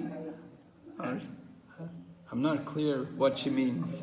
But yes, you should be in one place, I think, if you're going to do arti. Thank you very much. So we have 3 minutes left, and there are a lot of questions still to come, but I also have a couple of announcements. So I'm going to just ask one more question from Sachidananda Prabhu, who sent one yesterday. He wanted some advice regarding Jnana Sangha. There is a lot of it being done these days by devoted social media, which is at times very alluring and distracting. And he would like some advice on how to handle this. Well, everything depends on the individual. How much the individual is serious to cultivate Krishna consciousness. Some things are good for us and some things are bad for us. And if one is associating with non-devotees, non-Krishna conscious topics, it's not going to help our Krishna consciousness. It's not encouraged. We cannot enforce it, however. We can't force people that you can't do these things, you can't listen to this. It's up to everyone for themselves. How serious are they to become Krishna conscious? If they're serious to become Krishna conscious, then they will avoid these things. So we have to preach about it. Not that you have to go directly to someone and say, you can't do this, but we do have to preach about it. We have to, talk sometimes when you give classes and so on, mention how the evils of these things, how they pollute the mind and make it difficult for us to remember Krishna. So that has to be done, and hopefully people will pick up on the message. But if we simply, go to people and say this is Maya, that you simply will make enemies. It won't really help. But we want to encourage people. We want to have nice, dynamic programs, nice festivals, create a nice atmosphere with the devotees, and inspire them in Krishna consciousness. And the more they're inspired in Krishna consciousness, the less they will feel attracted to this Jana Sangha. Okay? Thank you. Someone asked also, I saw the question there in the chat that you sent, that someone's saying that, I was very enthusiastic in the beginning, but after a while, after coming to Krishna, after some time it becomes monotonous, it becomes boring, I don't have the same enthusiasm. What to be done? What can I do? Oh, this is a common problem. You have to look. You have to become more involved, take up some responsibility, get some service, put your heart more into devotional service. Don't let this happen to you. The mind is the enemy, and your mind is being your enemy. The mind is saying, oh no, not this again. Oh no, not chanting. Oh no. You have to control the mind, make the mind a friend, get it to surrender to Krishna. You have to become eager. We said enthusiasm, utsahan, is very important. You have to have enthusiasm, patience, confidence. So if you don't have that enthusiasm anymore, you had it in the beginning, then you got to find it again. What happened to your enthusiasm? The same activities, the same program, you have to rekindle that enthusiasm. You can be enthusiastic. You just have to dive into the service. Grab hold of a service. Take up some service. Get involved. Start getting involved. Doing some nice activities. Go in the kitchen and help cook. Join the kirtan. Go for Sankirtan. Get involved. There's so many nice programs going on all over the world. It's so amazing, so many wonderful things. And people are saying, oh, I'm not enthusiastic anymore. There are so many enthusiastic people. Get involved with them, and you can also become enthusiastic. Enthusiasm is contagious. If you want to be enthusiastic, you can, but you've got to conquer the mind. Okay. Thank you. So, I have a couple of announcements. Apurva Nilacheshwari Mataji, can I ask you to put your question on the group? I'm sorry we didn't get around to you, so we've reached the end of our time today, but we can come back to your question for Monday. So if you put it on the group, I'll pass it on to Maharaj to consider over the weekend. Thank you. So a couple of announcements. So tomorrow, we have an optional session for learning shlokas for those of you who wanted to some pointers and some guidance around that. I'll facilitate that session from 8 a.m. to 9 a.m. India time on the same Zoom link. I'll post that link again around 7 a.m. tomorrow morning.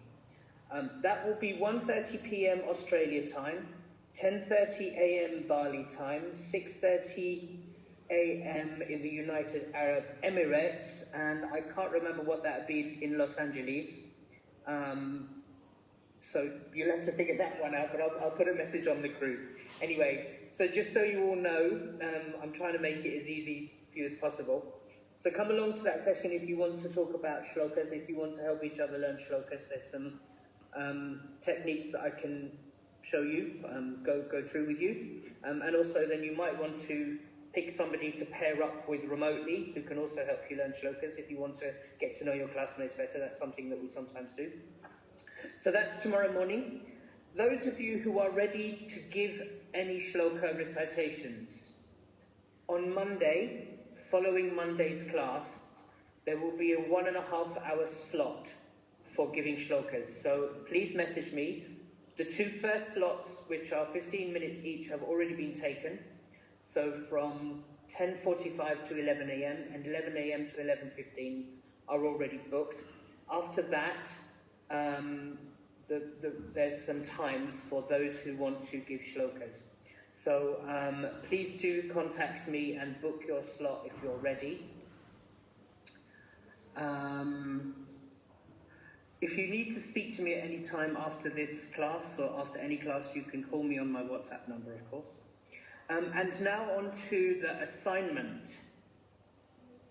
I'm going to give you a choice of question. If you turn to page 123 of your handbook, if you are referring to the 5th edition, and if you are referring to the 4th edition, then you need to go to page 114. Both the questions are the same. Actually, I'm going to put this new handbook up on the WhatsApp group later because it is relevant, perhaps, that we do have the version 5 going forward. But anyway, for those of you who are looking at the 4th edition of the handbook, please refer to page 114.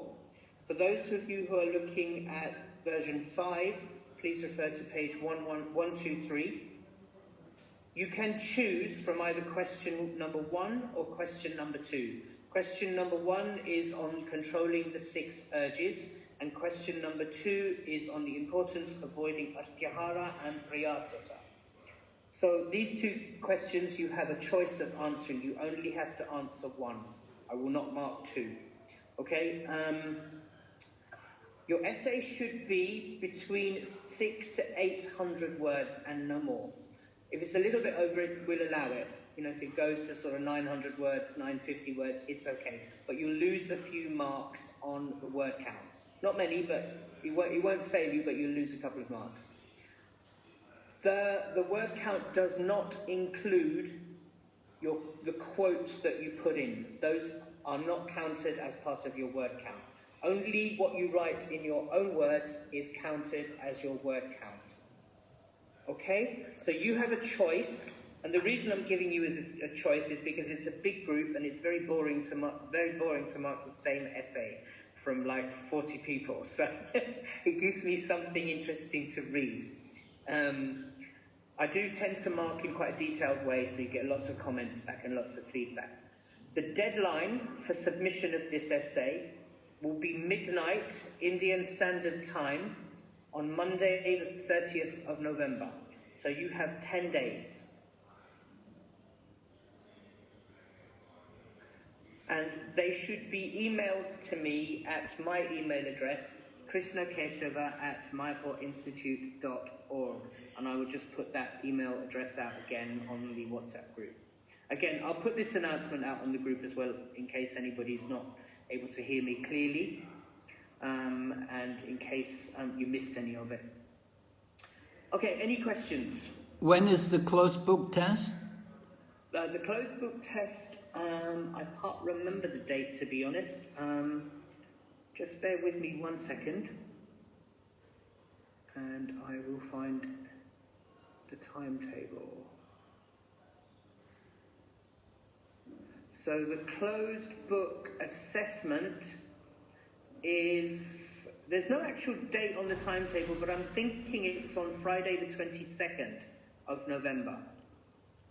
Well, we won't have finished, will we? No, hang on. We're Oh, no, I beg your pardon, no. The date hasn't, it's my fault, sorry, I'm reading that completely wrong. It's telling me Gopashtami, it's the columns have misaligned.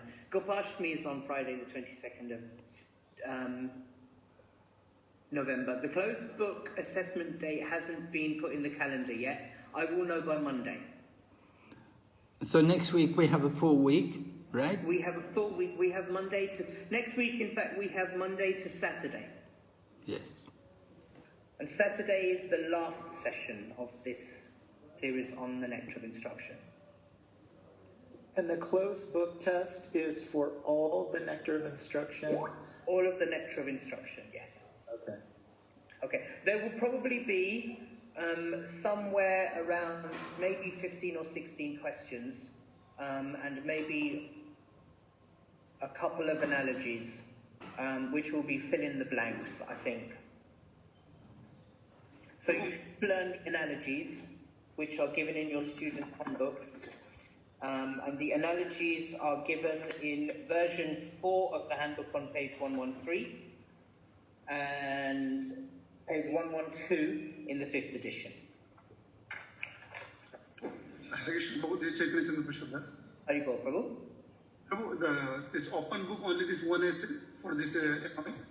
For NOI, only one essay. For Sri Ishopanishad, only one essay, because Isho and NOI form their own unit, Unit 5. Otherwise, in each other unit, there are 2 essays per book or per section of the book. There will be any other assignment apart of that? Not until you come to the next unit, which is Bhagavad Gita Unit 1. And that assignment will probably be set by His Grace Abhijit Prabhu, because he'll be marking those essays. Because I'll be teaching another batch, so I won't have time. So he will probably set that question himself. Prabhuji, shloka test? Yes. So shloka test, you can, if you're ready to give some shlokas, you can book a shloka test slot for Monday, or you can book a shloka test also for next Friday. I will also take. But there will be many opportunities over the coming weeks to do shloka tests. So don't all rush. What all shlokas are we supposed to memorize for the test? So this was mentioned in your orientation. So if you go to page, I think it's 14. Page 14 of your handbook, in version 4 handbook, page 14, and let me just check if it's the same one in... Yeah, it's page 14 in either version of the handbook. There is a list of shlokas there. You can give these shlokas in any order you like, I don't mind. Because I know some people already know some shlokas. You might want to get those ones you already know. You know, like everybody knows 18.66, for example. Sarva Dharman Pratyaja. So if you know these shlokas, please give them and get them done. Okay? And like the shlokas, it just has to be Sanskrit also, or we are supposed to give the translation also? You have to give both. You have to give me the verse reference, i.e., for example, if you were giving Bhagavad Gita shloka, you would say Bhagavad Gita 2.7, Garbhanyadosho Pahata Svabhavaha, etc., and then you would go on to give me the English translation. The English translation doesn't have to be exactly word for word, but as close as possible, and certainly it must capture everything that is mentioned in the translation.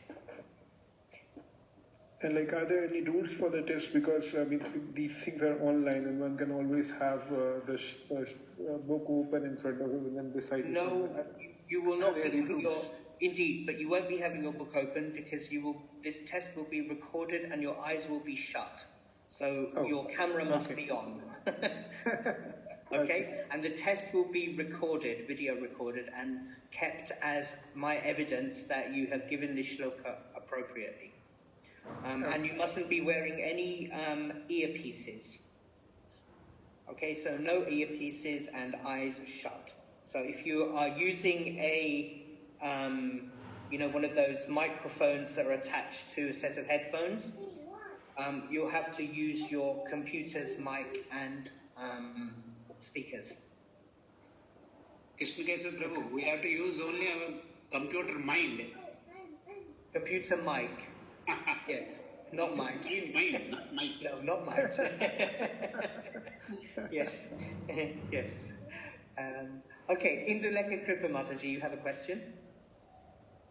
Yeah, Hare Krishna Guruji, I want to know like how to book the some slot for shloka recitation, because I think I personally messaged you regarding the response because. So Mataji, your voice isn't clear. I didn't understand what you said. It was very muffled.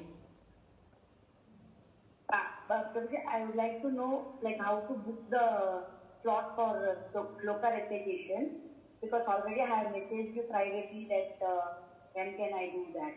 Yes, so I was going to message you back with the time today. I think yours is the first one at 10:45 a.m. Yes, yes. Okay. Thank you. Thank you. Okay. And Leela Madhuri Mataji, yes. Hare Krishna, Prabhuji. Hare Krishna. Prabhuji, now shloka recitation will be only pertaining to this nectar of instruction, correct? You can give any shlokas out of this 45 verses that you want. You can give nectar of instruction if you are ready with nectar of instruction.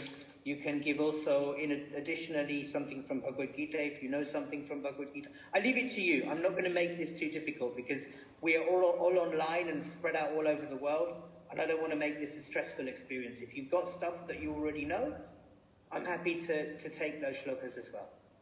So only when we are ready with all 45 we can come to. No, you can give.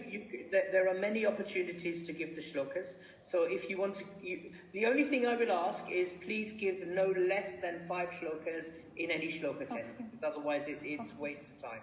Okay, so please do 5 shlokas or more in any session, and we will probably do maybe 1 or 2 sessions a week across the next 3 months, so there'll be plenty of opportunity. Yes, yes.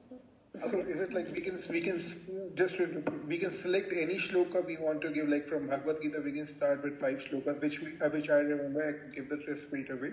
Absolutely. And yes. Like that. Absolutely.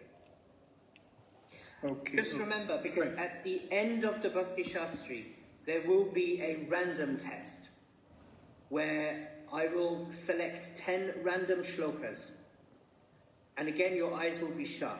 And that test is quite difficult, because I may say to you, please give me Bhagavad Gita 2.7. Or I may say to you, in the Bhagavad Gita, there is a shloka which talks about the 3 modes of material nature. And I might give you a little bit of the English translation. And I will ask you to give me the shloka reference, the Sanskrit, and the English. I may also recite to you the 2nd or 3rd or 4th line of a shloka and ask you to tell me where it comes from, which verse it is, complete the Sanskrit and give me the English translation. I may even ask you for the definition of specific Sanskrit words within the shlokas. And we do this so we don't have to ask you to repeat all 45 shlokas in a very parrot fashion way, because then we don't understand actually, have you just memorized them or do you actually understand? Okay, so this is quite a difficult test, but this comes right at the end of the Bhakti Sastri. Again, it's a recorded session. It usually takes about 30 minutes per session. So please do pay good attention to learning your shlokas. And if you are having difficulty, please reach out. I'm here to help you. And there are many people also here who can also help if it works better with somebody else. There are many other people to help. Okay. Prabhu, I would like to make a point there that the man said just any sloka in the Bhagavad Gita, but it's not just any sloka. There's only certain ones recommended to be memorized. That's right. The recommended ones are from page 14. So it's only these shlokas that you must memorize or must give. You can memorize all the shlokas in the Bhagavad Gita if you want. No problem. It's a good thing to do. But the shlokas that you will be specifically tested on are the 45 shlokas given on page 14. And I don't mind which order you give those shlokas in.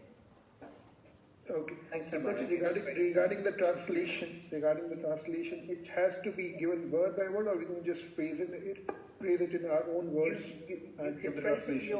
I don't mind if you phrase it in your own words, providing that all the points in the English translation that Srila Prabhupada has given are captured in your translation. Because I know that some people have difficulty with remembering the English translation word for word. May not be our first language, for example.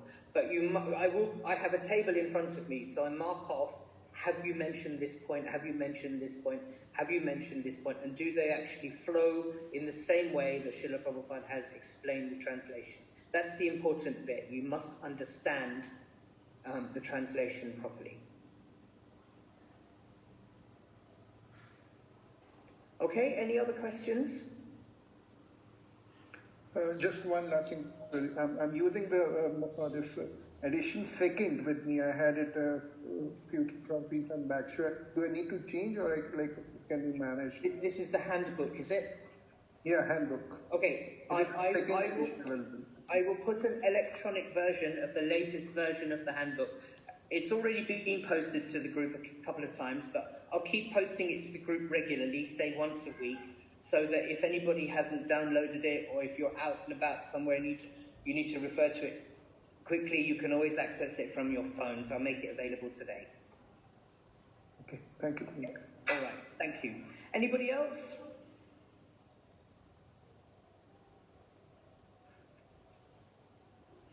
Okay, all right, well, thank you very much, Maharaj. Thank you for a wonderful class today. I really enjoyed that, and I'm sure everybody else did. I'm looking forward, of course, to Monday's session, and I'm looking forward to seeing those of you who are going to join the shloka recitation session tomorrow morning, 8 a.m. to 9 a.m. Indian Standard Time. That's 1:30 p.m. in Australia, 10:30 a.m. in Bali, 6:30 a.m. in the United Arab Emirates. And I'm sorry, those of you in Los Angeles, you're just going to have to figure that one out for yourself this time round. But I'll make sure I've got it for next time. Okay, Hare Krishna. Vancha kalpatarubhyascha kripa sindhu